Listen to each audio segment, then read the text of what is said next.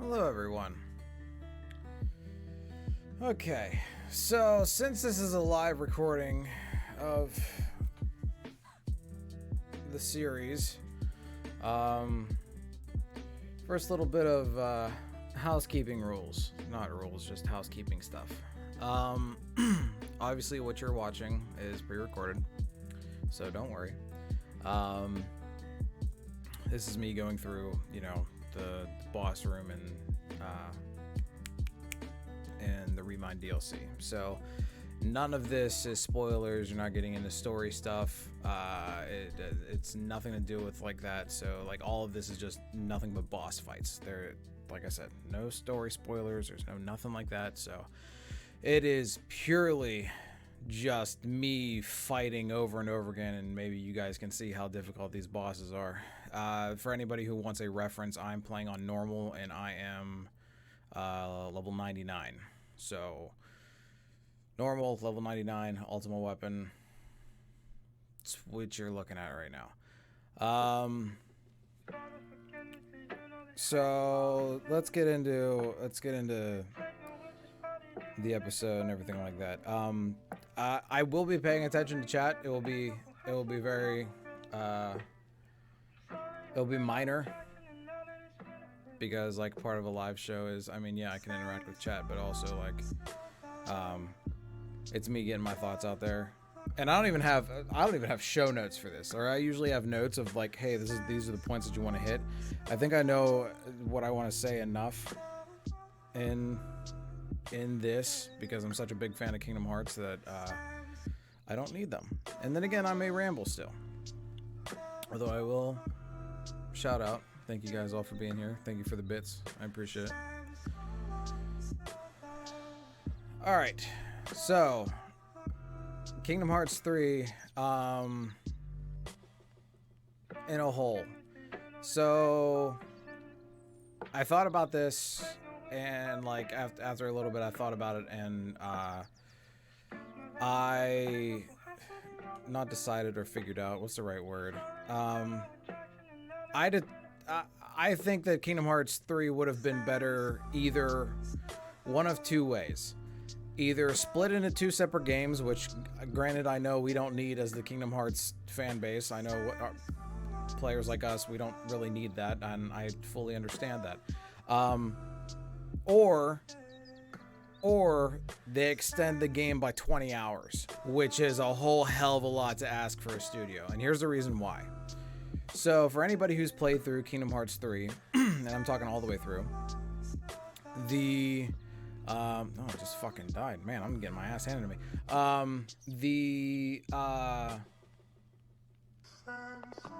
The ending, because I played through the ending a couple times, compared to the other Kingdom Hearts games, the ending feels a bit rushed. Because you get to the Keyblade Graveyard, you get to the final spot where you're supposed to be, you're supposed to fight all these people and everything, and it kinda just kicks it into high gear and fucking goes insane. A lot of story things happen, a lot of things get glazed over, and I know that's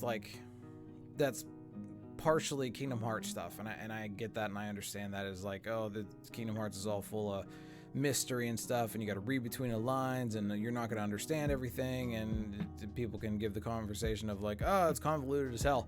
It's true. All right, fine. I know games that are worse, but even still, I feel like the ending's rushed. There's a lot of things that could have happened in the ending that would have made the ending more satisfying for this. Like, if they're gonna make more Kingdom Hearts games, for this chapter of the Kingdom Hearts series, there's a lot that they could have done to kind of make it feel more satisfying. They could have done a lot more with Lee. They could have done a shit ton more with Kairi. Although in Remind you do play as her. But there's so much that you can that you can like elaborate on. The whole, like, just for one character, Lee's whole entire thing, everything that happens to Lee at the end of the game can be stretched and can be elaborated on so much more. And like I really, there's a whole lot of things, like the fact that Xemnas, in case I have to say it because the game's a year old, spoilers by the way, the way that Xemnas basically destroys Lee's Keyblade is like, he destroys his Keyblade and then Lee has it back in like, I don't know, 5 minutes. Because like at that time where Xemnas, like the moment where Xemnas destroys his Keyblade is like a point to where you go, oh shit, like that fucking sucks. Like I didn't want that to happen, but he gets it back 5 minutes later. So like there's so much in the ending that could have been elaborated on, that could have, I feel like, and this, I know this is really shitty for me to say probably, but I feel like the stakes at the end of Kingdom Hearts 3 could have been higher. I was fully expecting somebody to die. I was expecting people to die as far as good guys go. I was expecting good guys to die and totally be done. The thing that I didn't expect is to get everybody, every single main character that's an original Kingdom Hearts character, back. Like, there's characters that we haven't seen for games and like, or years, whatever the hell you want to refer to it as, but like for a while that come back, and I expected to lose people, not gain the whole gang basically. And granted, I'm not mad about that. I'm not like pissed off about that. I'm fine with like the one scene I didn't realize I needed was at the end of the game where like everybody's together, like all the characters that you played with, all the characters that you played as or whatever, like all the main characters are on Destiny Island just hanging out. And like I didn't realize I needed that so much until it happened, and I was like, oh man, that's really nice.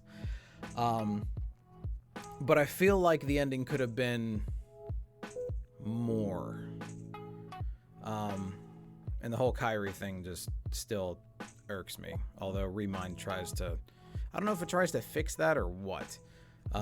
Which I'll get into Remind in just a little bit.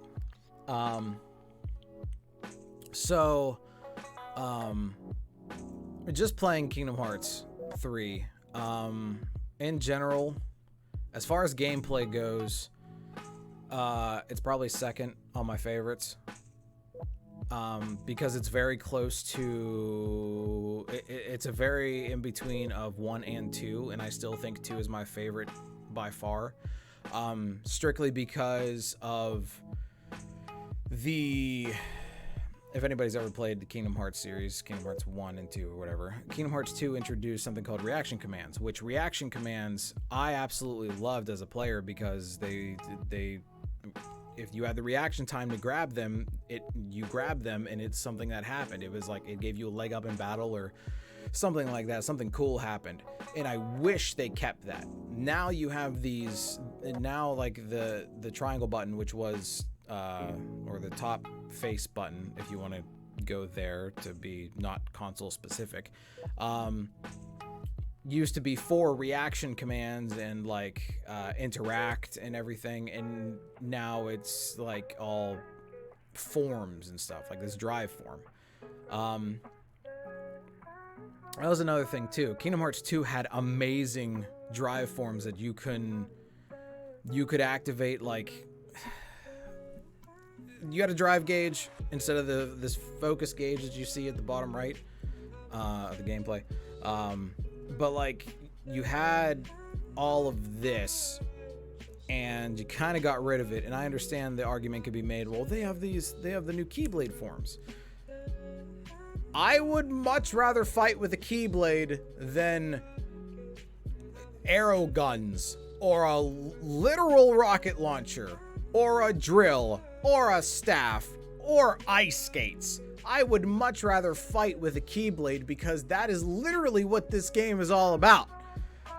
Keyblades are like the main thing. It's the whole entire thing that the game revolves around, other than hearts. Yeah, I get it, Kingdom Hearts, but like Keyblades.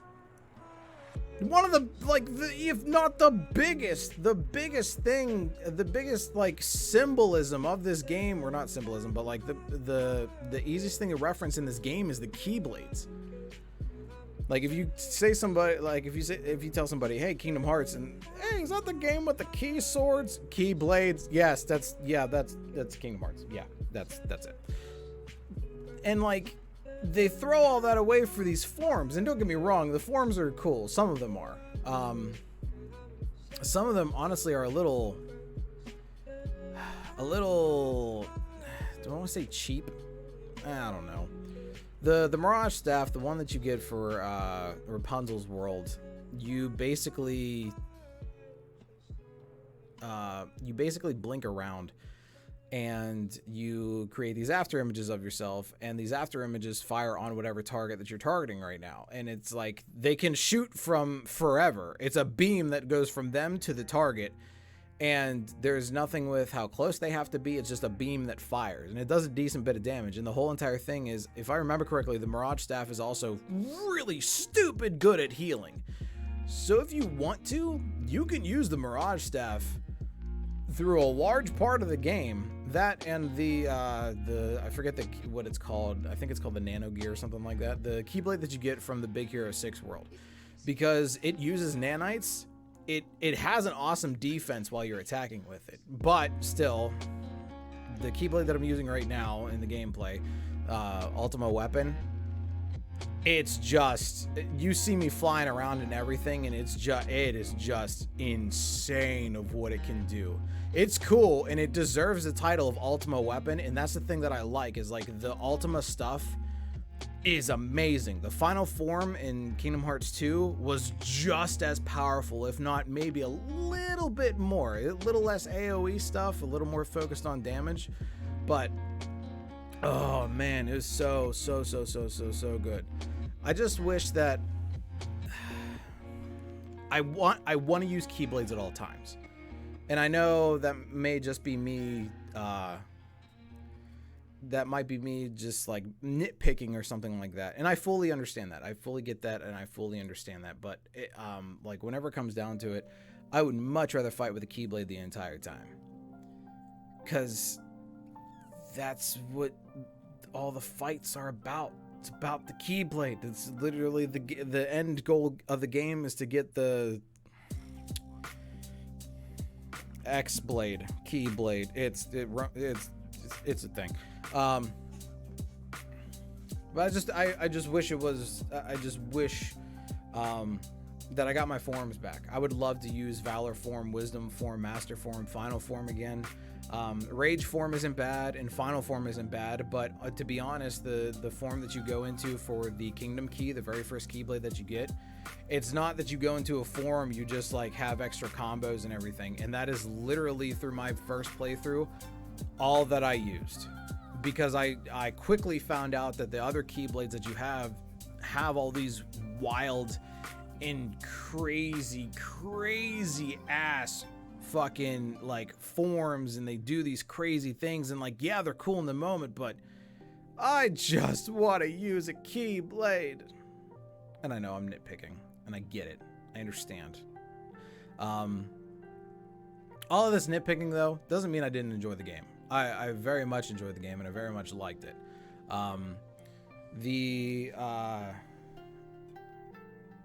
The whole reaction commands thing, I mean, yeah, I'm disappointed in. I really wish we had them back, because I thought that was a really cool thing that not a lot of games did, or if anything, no games did, because it was like they were reactionary. Like, you had to have the reaction time to hit them, and it was great because it was like a skill check or a reaction check of like, hey, are you paying attention? Wacha. And it also like triggered some, like, you had to press it to trigger some sort of event, which is understandable because of what it was and everything. But for the most part, whenever you're in a normal fight using a reaction command, it was just so awesome to use. The one thing I will say that the biggest thing I think I disliked out of the whole entire game, beyond story stuff, is the attractions. The attractions were very overpowered, and along with that, I understand Disney property. I get it, bringing a part of the parks into the game and having it be cutesy and fun and a nod, and like you can say it's breaking the fourth wall or whatever, but at the end of the day, I never used them. I used them maybe once, and the few times that you had to use them specifically for story stuff, like whenever you go fight the Rock Titan in Olympus or whatever, like the few times where you actually had to use the attractions, I used them because I had to, but beyond that, I never used them. Like, in fact, that whenever I would accidentally click them, if I couldn't cancel it, I would immediately just run it out. I wouldn't even shoot at anything. I would just run it out like, oh man, I really want to get this out of here, and use the finisher and just get it out. Because I'd much rather fight with the Keyblade.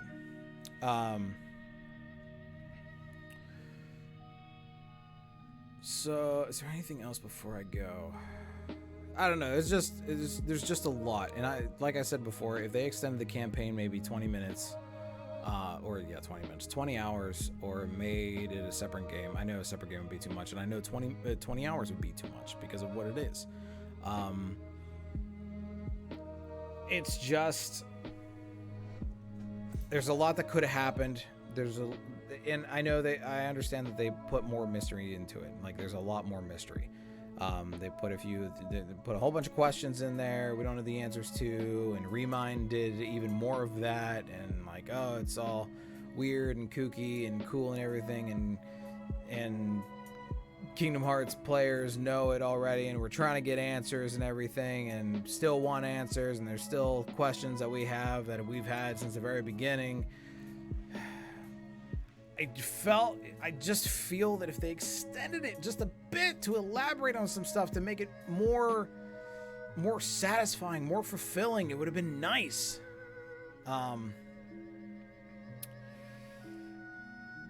But still, I still like the game. I'm still gonna keep on playing it like I played the other ones. I'm still gonna say that Kingdom Hearts 2 is my favorite Kingdom Hearts game out of all of them. Although Kingdom Hearts 3 is really fun because of everything that you can do. Everything that you can do in the sense of, like, there's...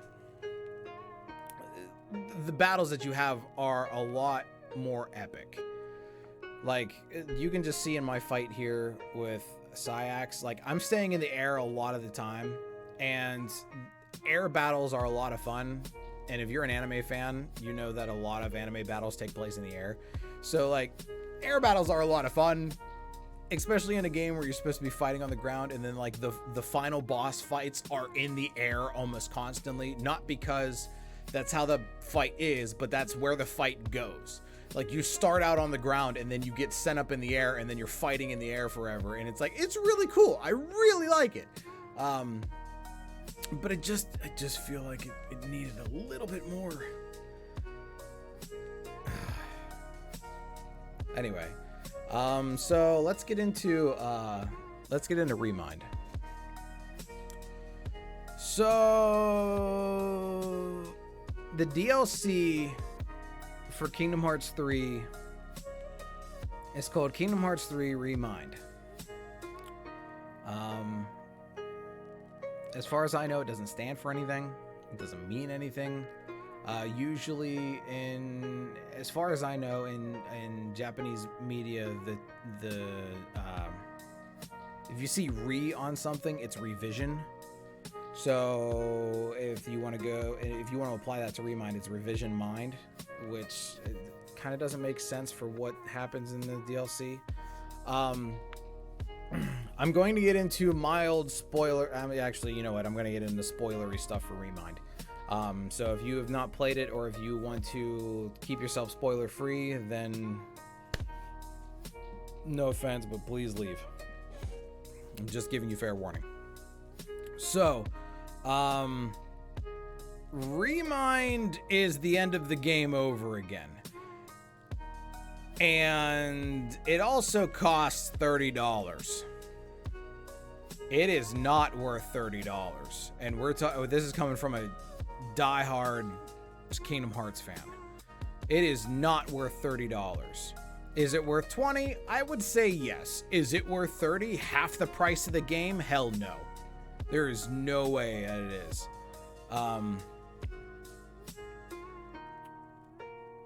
What basically happens is you have this, it takes place, and it's so weird. It takes place after Kingdom Hearts 3. And I'm talking Kingdom Hearts 3 like the game. So after you beat everything and everything like that, and you watch the end cutscene and you see Sora disappear, it takes place during that, actually. During and after that.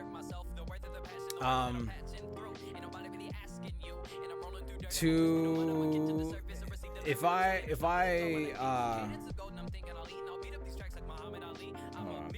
that's gonna change. Actually, here, we'll just do that over again.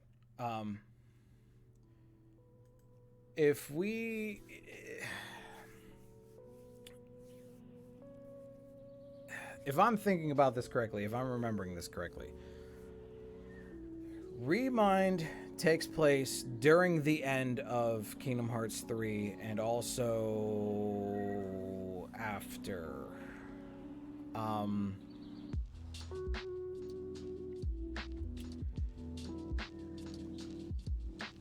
Basically, I'm trying to put it in the most basic form as possible without like totally killing it, or without confusing the hell out of anybody who doesn't know. But Kingdom Hearts does that anyway. So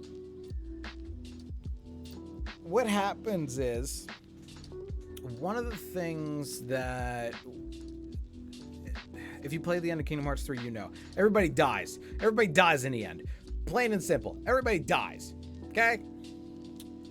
Everybody dies, and Sora is sitting there at the land of sea and sky, which is basically, to my understanding, is Purgatory. So he's sitting there in Purgatory, and he wants to, like, he says, like, I want to save everybody and everything, and I want to make sure everybody's okay. I want to get Kairi back.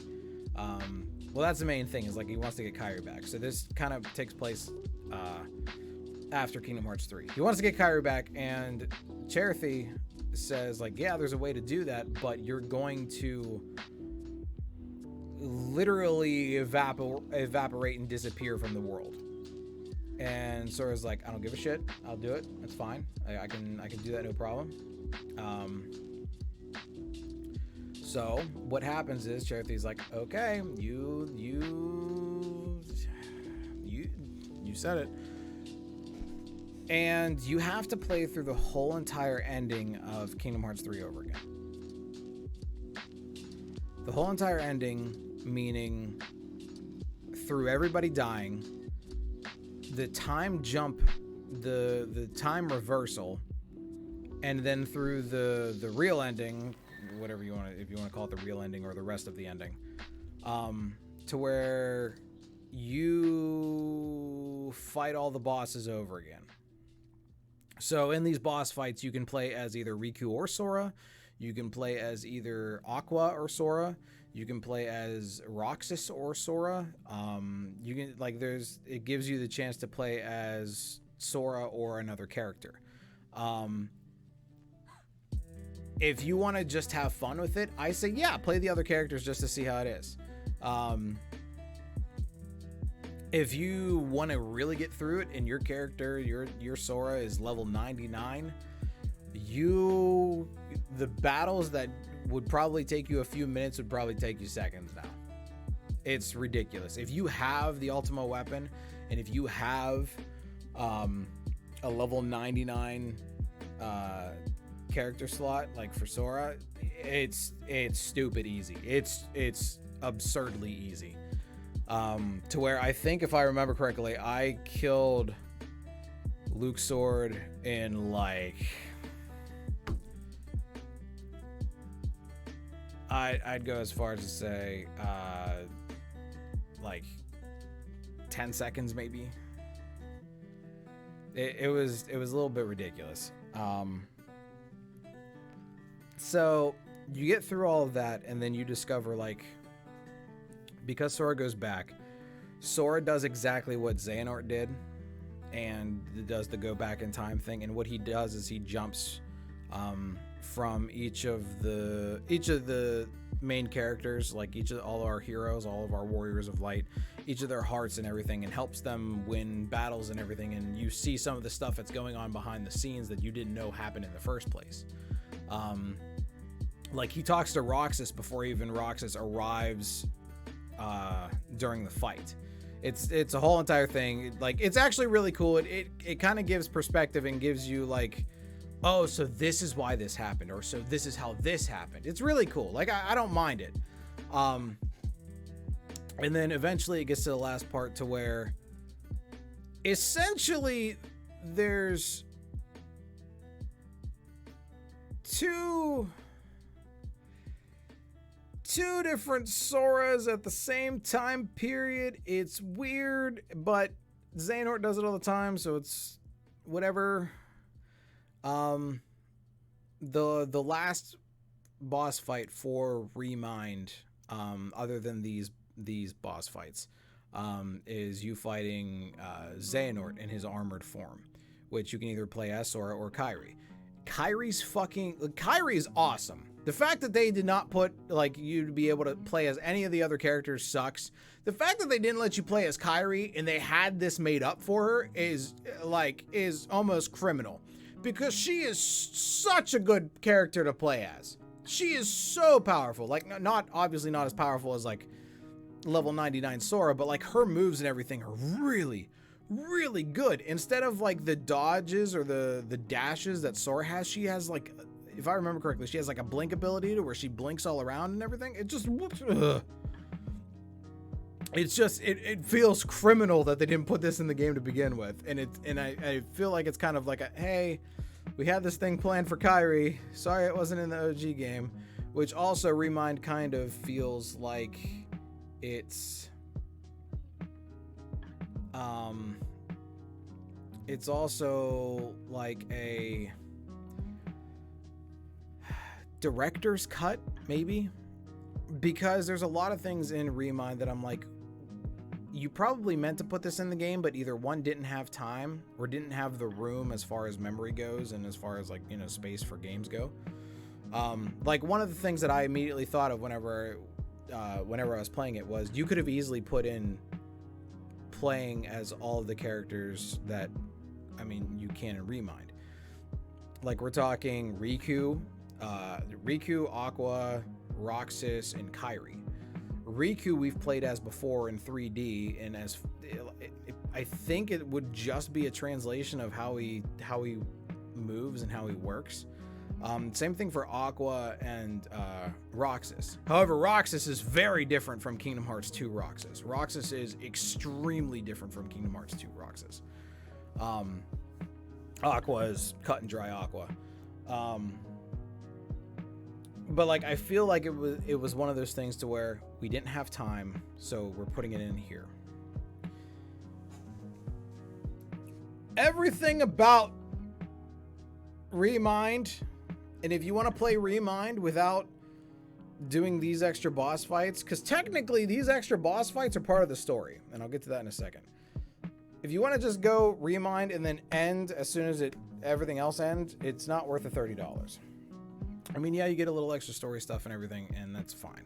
But like, the biggest thing about Remind is at the very end of Remind, if like I'm hoping everybody's seen the end of Kingdom Hearts 3, Sora disappears at the end. He like literally fades away, and that's the whole entire thing of like, Sora made this deal of he gets Kairi back, but he has to disappear. That's the whole entire thing. And whenever I was playing through the DLC, my Twitch chat was like really sad about it and everything, and I was sitting here and I was like, yeah, but we know he disappears. Like, I don't understand why this is so sad. And I guess their perspective on it was like, it really solidifies that he's gone. Like, he's not coming back. To which I say, oh, really now? Because I know that's not even remotely true. If I think I know Kingdom Hearts as well, or if I know Kingdom Hearts as well as I think I do, there is no doubt in my mind that Sora will be back in some way, shape, or form at some point. So at the end of Remind, you see Sora go through, whenever they show slides at the end of Kingdom Hearts 3 with like all of, like, you'll see Vex, Terra, and Aqua, and then Cherith comes by. It's a little bit of bonus stuff to where Sora and Kairi were there the entire time with every single one of those groups. So like with Ven, Terra, and Aqua, they were there with Cherith, and they were the ones that kind of, like, Cherith was being a little iffy on going to meet Ven, and sort of like basically bumps Cherith out of a corner, and Ven sees Cherith and like, oh hey, that whole entire interaction happens. So like, Sora's there the entire time. If you want to talk about the Twilight Town gang, while they're sitting on the clock tower eating ice cream, Sora and Kairi are up above them also eating ice cream, like up higher on the tower to where obviously you can't see them. Like, they're in every single scene, and like it does make it a little bit sadder, but still, I guess because I was already accepting the fact that Sora would be either dead or like we'd have to have a game where we have to go get Sora or whatever.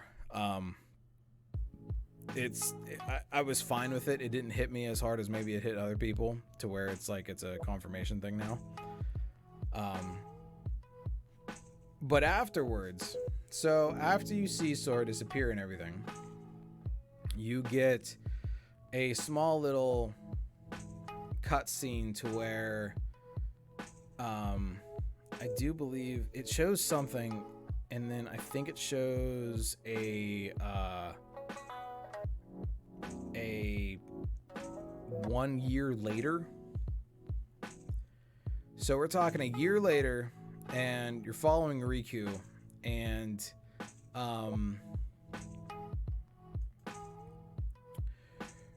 Riku goes back to Radiant Garden, which is the home of all of the, if any of you remember from Kingdom Hearts 2, is where basically all the Final Fantasy characters made their home at. So you have Leon, Yuffie, Aerith, and God, why can't I think of his name? Sid. You have all of them there, and they're just sitting there, and they're talking about like getting Sora back or trying to get Sora back, and you realize that like everybody's trying to find Sora again. And one of the things is Terra, Aqua, and Ven go back into the Realm of Darkness to try and find Sora. First of all, bad fucking move.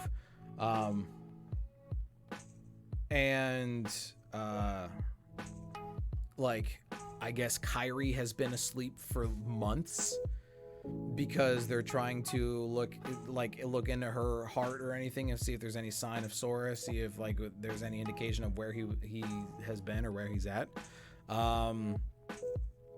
Along with that,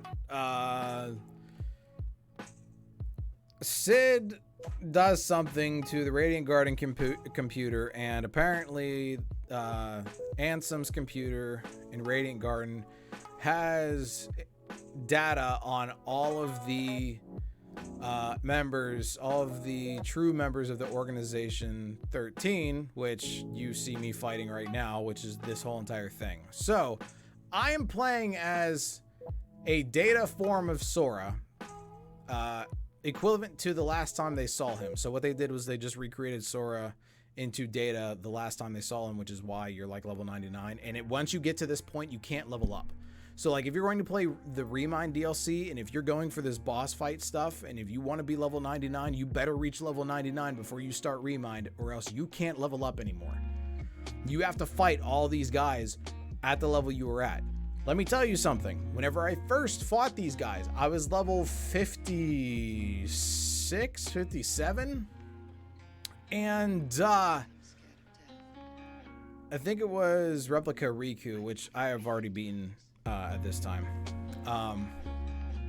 Replica Riku, I got 2-shot by. 2 or 3 shot. He hit me 2 or 3 times and I was dead immediately. And I was like, oh God, I need to get to level 99. And all of these fights, like I said, are me at level 99. And there's still this rough. I have seen, however, the secret endings.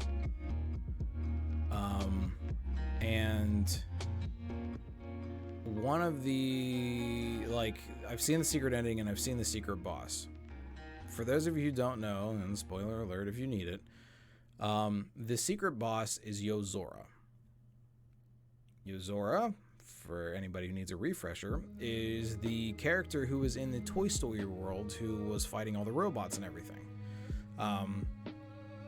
To where, if I remember correctly, Rex mistaken Sora for Yozora.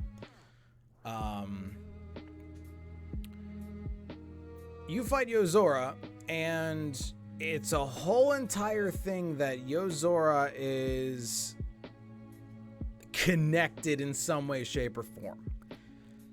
His world is connected to Sora some way, I don't know how. The biggest thing about this to me is, and actually probably the nicest nod, is if anybody has ever, if you've never seen it before, go onto the internet somewhere and look up the Final Fantasy 13 Versus trailer.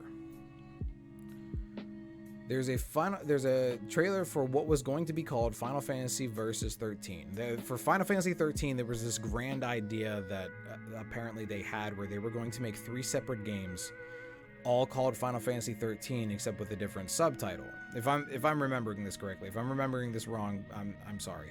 But each of the Final Fantasy 13 games were going to have a different subtitle. And at the very, like, there was going to be a point to where all three main characters were doing their own thing, but all 3 characters were going to intersect. Their stories were going to intersect at one point in the game, and then they'd go off and on their merry way. One of the scenes for Final Fantasy Versus 13 is what we now know as Noctis from Final Fantasy 15, sitting in a car, which is like a, you know, luxury car or something like that, and being driven somewhere. And the exact same scene, the exact same pose, everything, minus Noctis, is replayed in this secret ending for Remind. After you beat Yozora, you see Yozora in a car replacing Noctis in this scene. I'm not saying that Yozora is Noctis, and I'm not saying that Final Fantasy 15 and Yozora are connected. I'm not saying that at all. I'm just saying this scene and how it played out is very, very similar to where it's really, really nice. So the biggest thing to me is there's 2 separate secret endings. One of which is you winning and one of which is you losing. The losing one, there's a lot of things that are said before the fight and after the fight that really make you wonder, that really make you really want to grab the creator, whose name escapes me right now, by the face and be like, what are you doing? Please just tell us.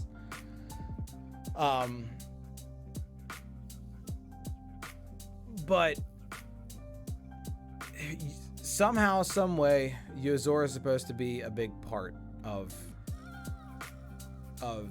the next little bit of Kingdom Hearts. Wherever Kingdom Hearts is going, Yozora is supposed to be a big part.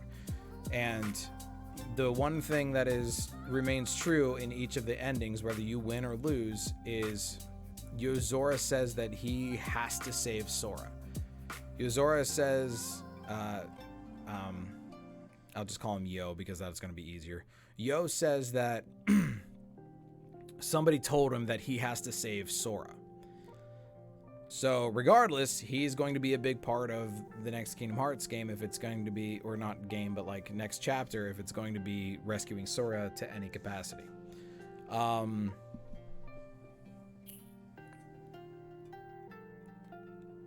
biggest, the big epiphany that I had, and I pick up on small little things. One of those things is, so Luke Sword.